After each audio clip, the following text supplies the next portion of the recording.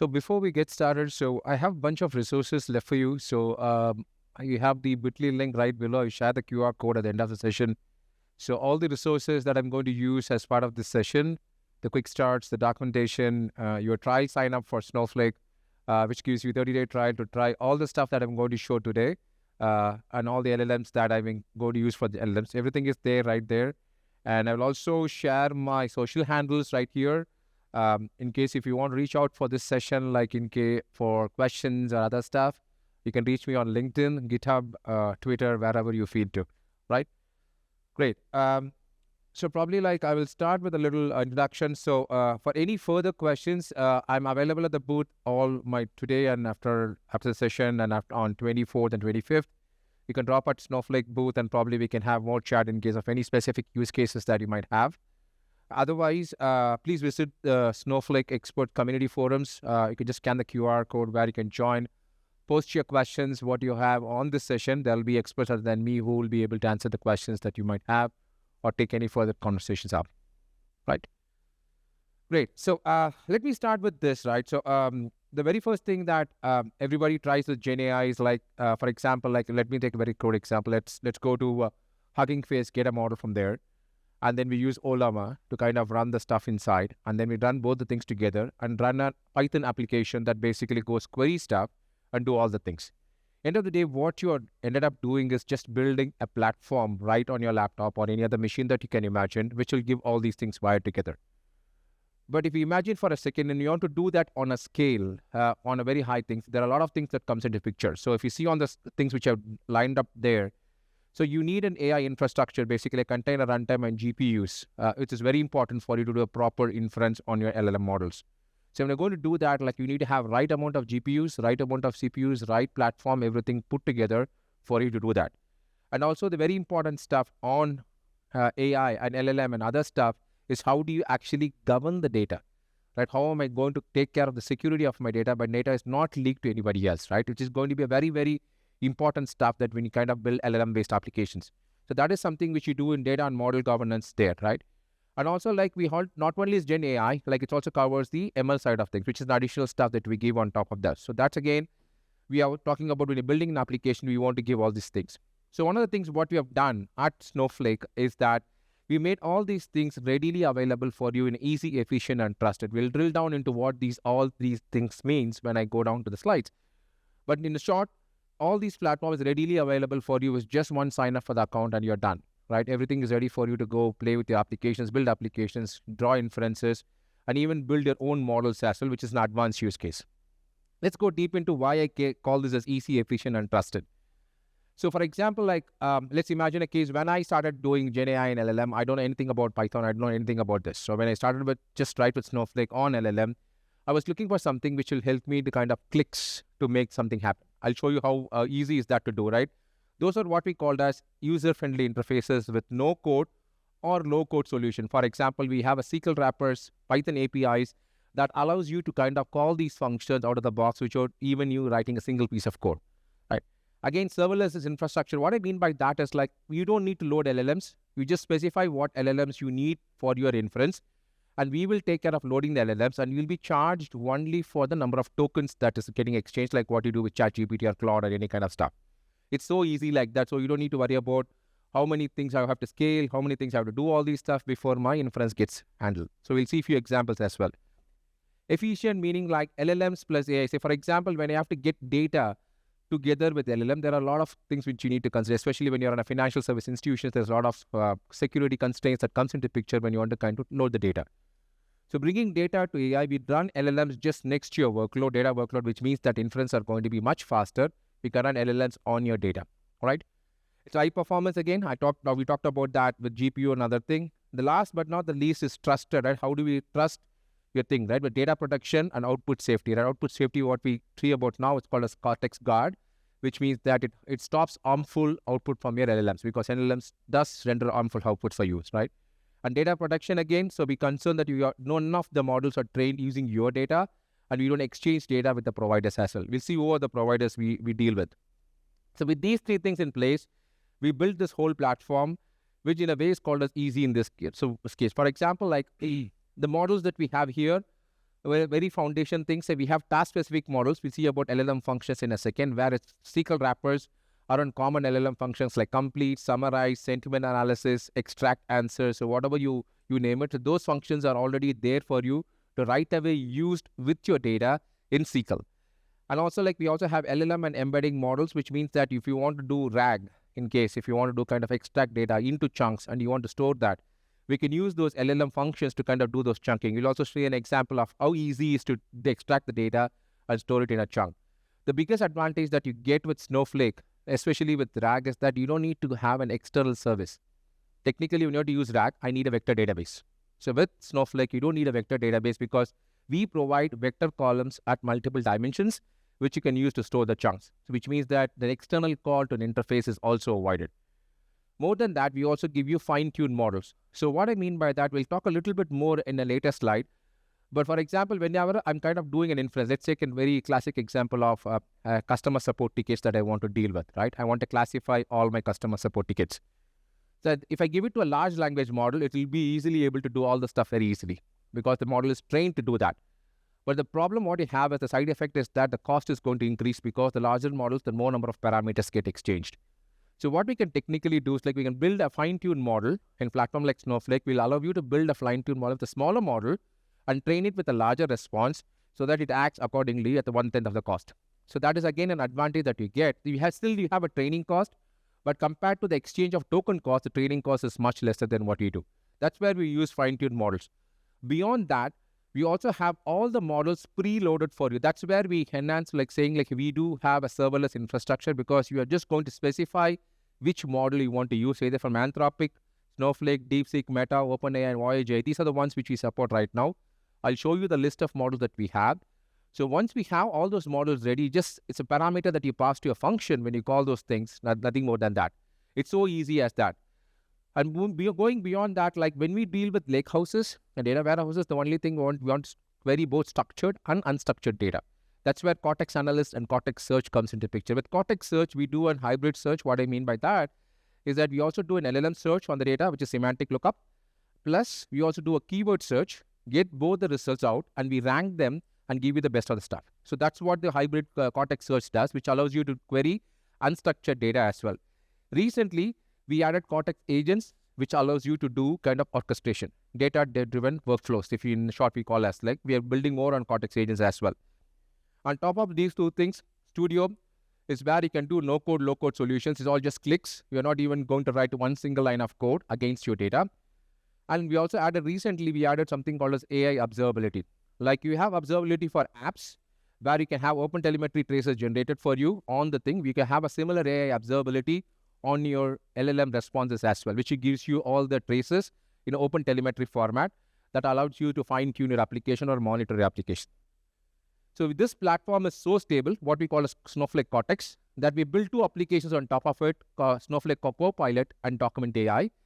Document AI is a state-of-the-art document extraction framework that we already have with an open source model called as Arctic Tilt, Snowflake Arctic Tilt.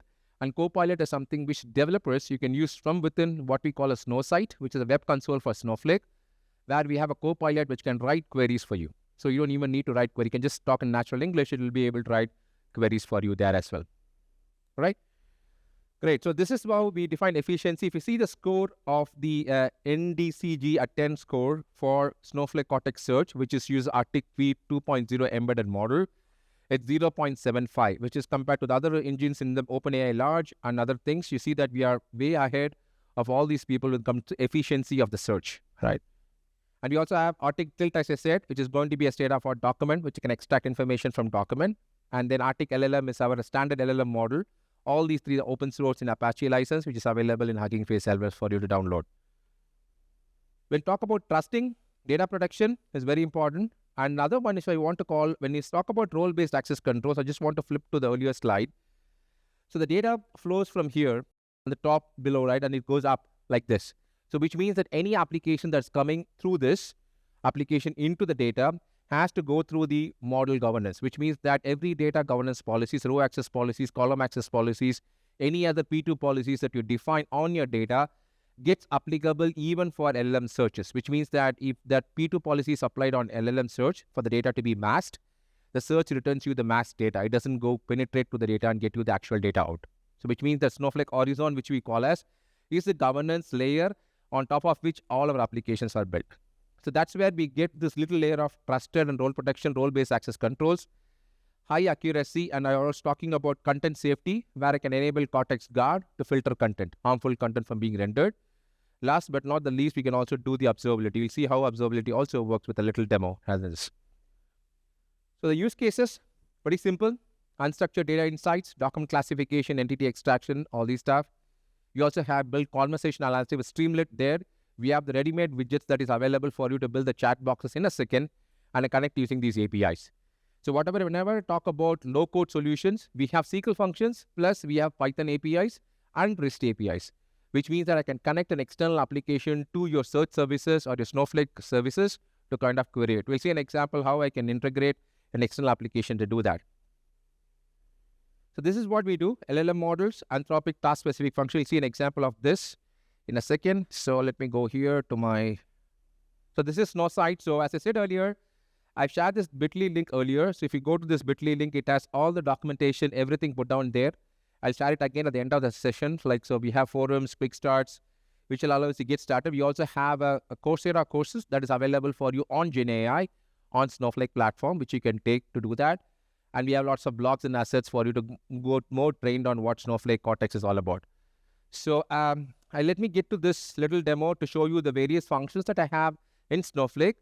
So you'll see how easy for you to get started. I'm going to use a specific database and schema. I have a data already available for me. This is, by the way, this is Snowflake Notebook, which is, you can imagine like it's a kind of an advanced version of your Jupyter Notebook. Why I say advanced is because we can execute both SQL as well as Python within the same notebook. Plus, you can exchange data between multiple cells. I'll show you an example of that. So it has those kind of sophistication which you can run. Again, this runs next to your data, which means that it's going to be super fast for you. So I'm going to do a little Python import and kind of select this data. So this is the data I'm going to work on. So it's basically the customer support ticket that I'm going to show here. So code and results. Let me flip this up as well. Okay. And then kind of like do this. Just seeing like why my thing is not getting. Sometime let me refresh my screen right now. Probably I've zoomed it a little over for this. Let me run this one. Yeah, I think this should basically get me. Yeah, there you go. So probably my thing was idle. So you have a set of customer support tickets around multiple service types. So that's an example you are going to see for all the demos that I'm going to see here. So then I have a request that is coming from different customers. You are going to use LLMs to evaluate various things on this particular data, run some analytics on this. The very first thing I'm going to do, it's a very crude example. I'm going to do a classification of data. So basically on this request tickets, I'm going to, based on the request text that the customer has sent to me on support tickets, I'm going to classify them as either as an internet or a phone-based ticket. Again, I'm using LLMs here. So for example, everything within Snowflake Cortex, which is our flagship AI ecosystem. So this particular thing is called as Cortex classified text. I'm doing a typical SQL query, select text, and then I'm kind of putting text and giving some classes here and asking it to do a classification. It's a very crude example, but the context here is to define how classified text helps you to classify all these things, right? Now I'm kind of getting these ones. I'm getting few of these things which is classified as phone. It goes, evaluates this text and classify these classes as this. It's so easy like this. You don't need to write any number of Python line of codes for do that. Stop. And these are the models that we support. We support Claude, Gemma, Jamba, Llama. We have a bunch of Llama thing that is getting supported. We have Mr. Large, and then Reka Core and Leka Flow. And we recently, I think if you have seen the latest LinkedIn post, we also do a Llama 4. The latest release is also supported and added to our whole ecosystem. I think I did not add this to this.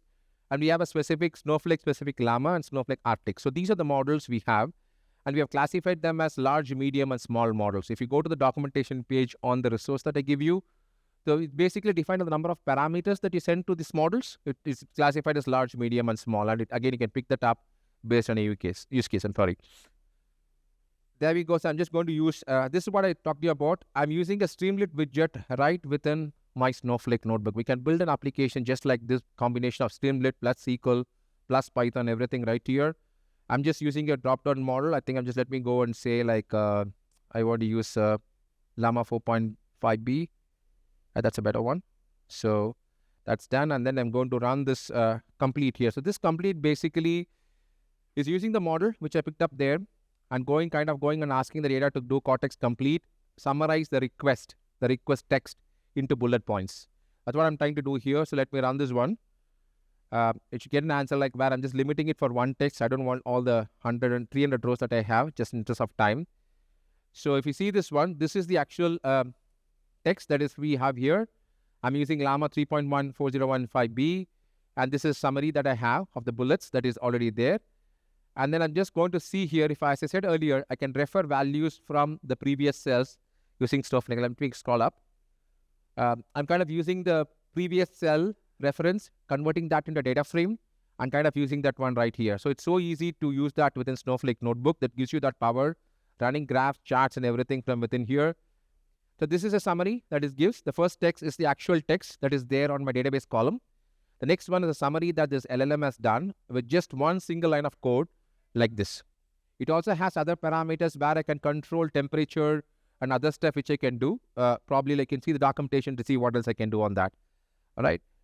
The very powerful stuff of Snowflake, which we also heard from our customers, is the Cortex sentiment analysis. So I'm going to do a sentiment analysis on the same request on the support tickets. It gives you a value between -1 to +1.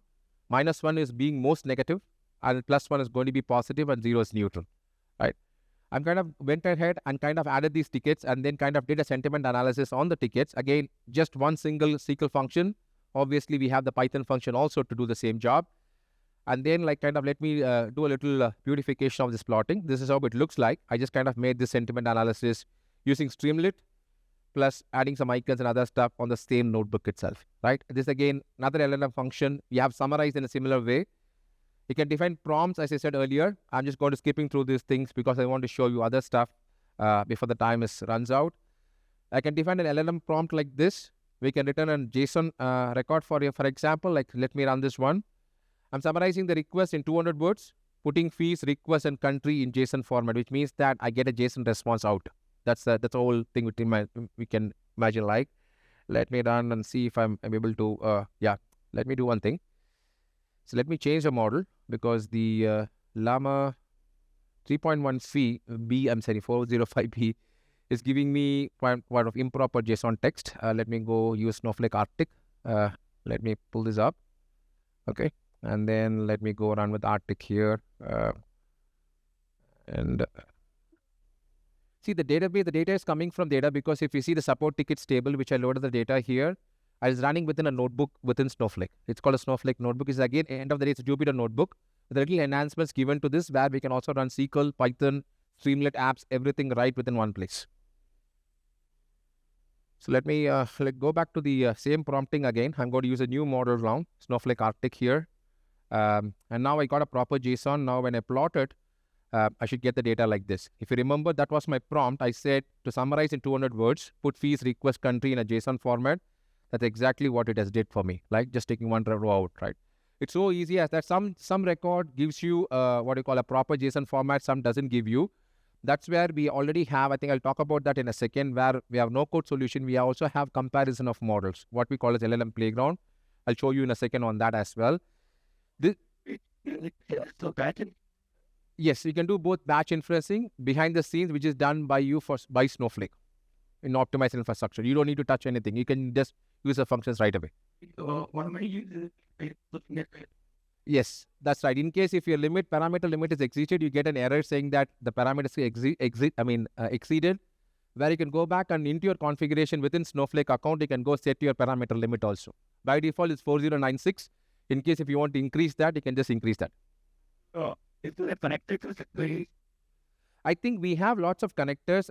If you have read about our news about acquisition of Datavolo, so we have got a lot of connectors up. We are getting integrated into our platform. So we should have all the connectors to all the platform.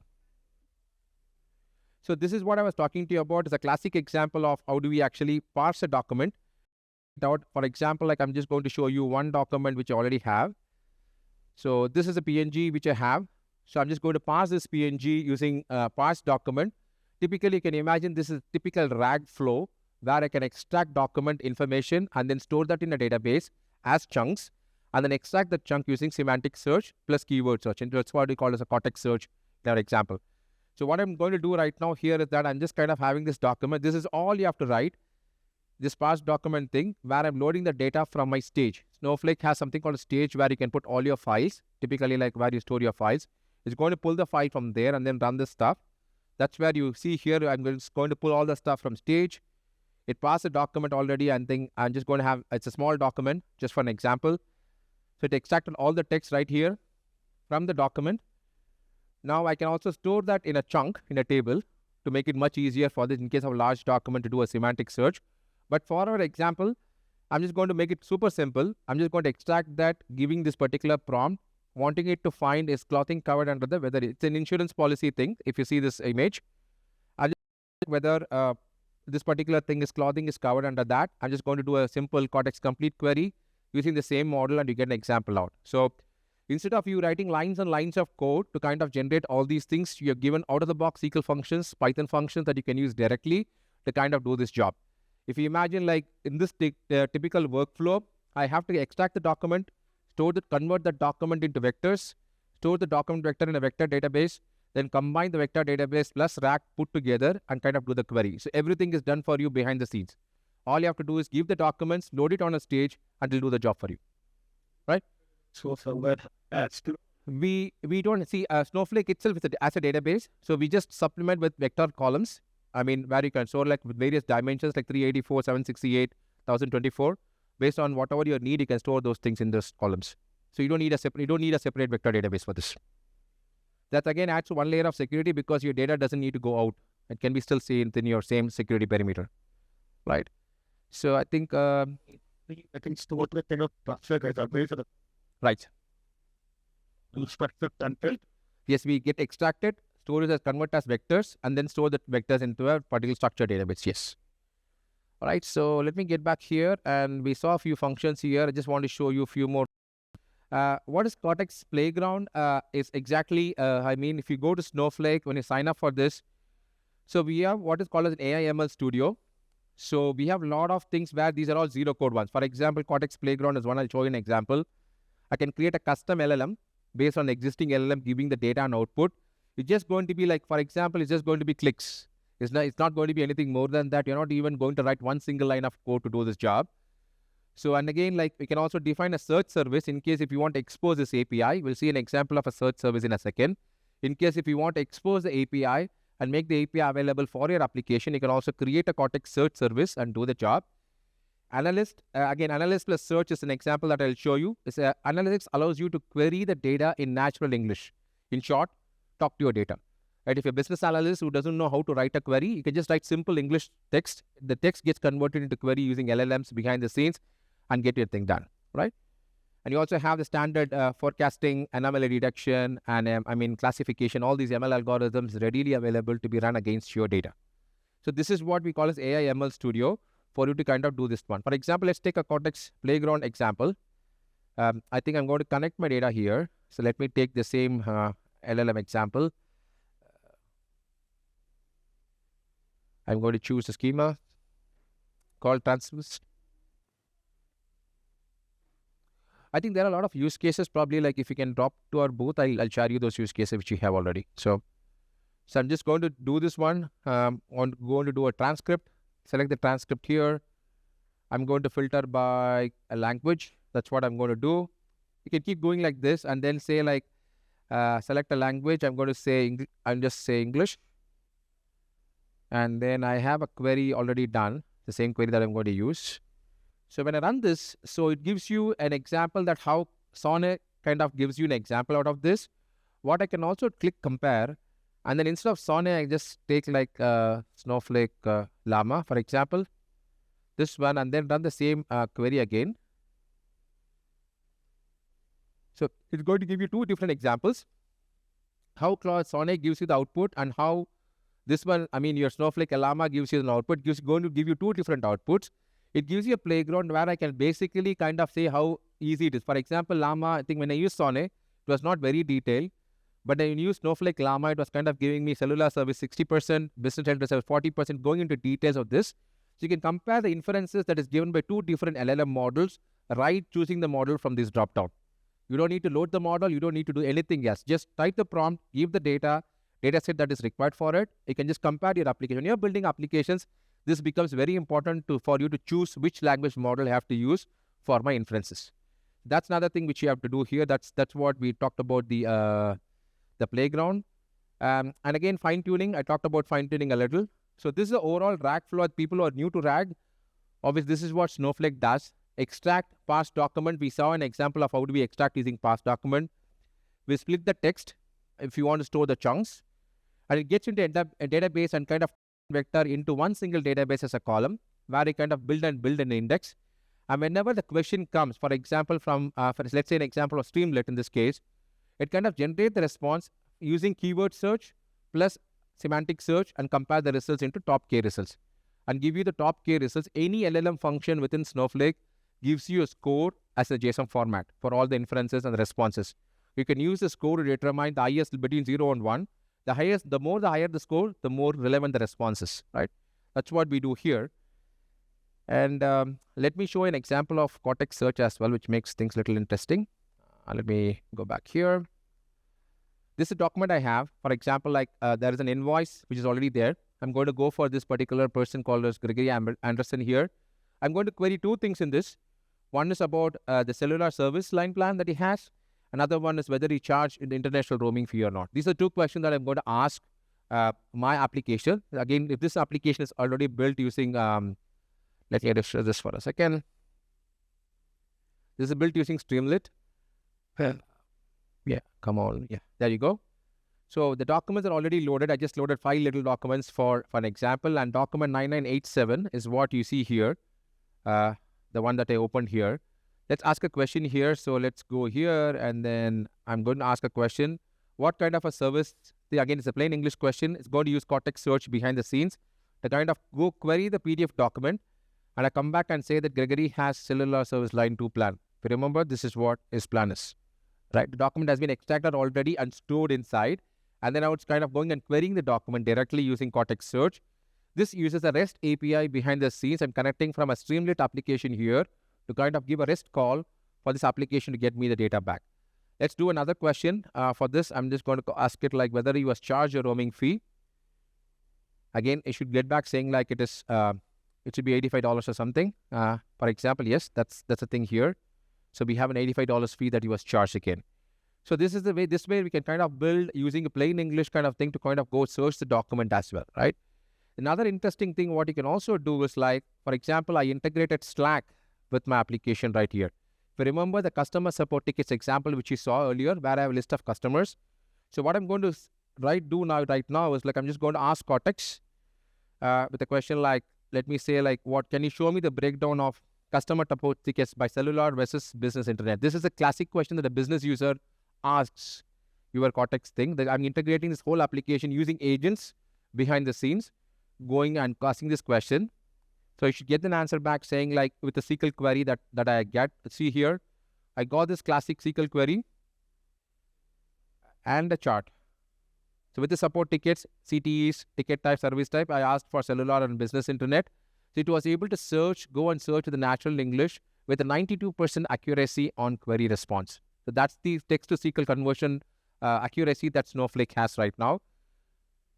I'm also this little addition that I did querying the data back, but the whole idea is like it uses Cortex analyst agents behind the scenes going and giving the call, which first searches your document database, enterprise data, and then it also combines that with a search and build a proper query and get the query back to you, which means it allows you to find out technically go query the thing as well, right?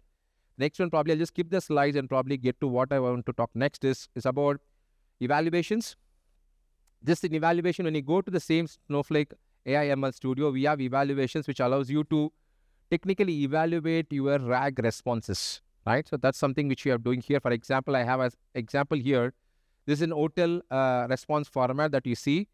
When you click on this, it gives you all the details about the span, how much time it took, what is the relevance, what is the groundness, etc., etc. When you get the documentation, it has explanation about what does context relevance, answer relevance, groundness, actually those technical terms means.